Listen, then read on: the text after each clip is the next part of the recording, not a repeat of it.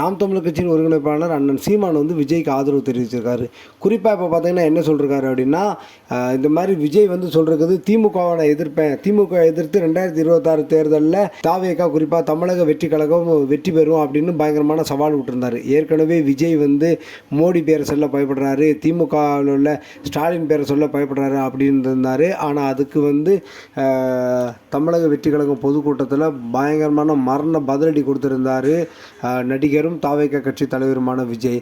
இது வந்து பயங்கர பேசும் பொருளாக ஆகிவிட்டுருச்சு. இந்த நேரத்தில் கேள்வி கேட்கப்பட்டது சீமானவர்கிட்ட. அதுக்கு அவர் சொல்லியிருந்தார், அதை நான் வரவேற்கிறேன், விஜய்க்கு நான் ஆதரவும் தெரிவிக்கிறேன். குறிப்பாக பார்த்தீங்கன்னா திமுகவை வீழ்த்துவது தான் நம்மளோட முக்கியமான குறிக்கோள். அதுக்கு யார் சரியாக செஞ்சாலும் அதுக்கு என்னோடய ஆதரவு எப்பவும் இருக்கும் அப்படின்னு சொல்லியிருந்தார் சீமான். குறிப்பாக வந்து விஜயை பற்றி சீமானுக்கு எப்போவுமே ஒரு நல்ல எண்ணம் இருக்கும். குறிப்பாக வந்து பார்த்திங்கன்னா துப்பாக்கி பட பிரச்சனையாக இருக்கட்டும், இது போன்ற பல பிரச்சனைகளில் என் தம்பி விஜய் தான் அடுத்த சூப்பர் ஸ்டார்னு சொல்லியிருந்தார்.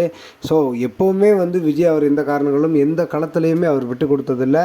எனவே வந்து ஒருவேளை தமிழக வெற்றி கழகமும் நாம் தமிழர் கட்சியும் கூட்டணி அமைக்கும் அப்படிங்கிற அளவுக்கு பேச்சுவார்த்தைகள் போய்க்கிருந்ததாகவும், தேர்தலுக்கு வர்றதுக்கு முன்னாடி வந்து விஜய் போய் சீமானை சந்தித்திருந்தார். ஸோ இது போன்ற பல விஷயங்கள் நடந்திருக்குது.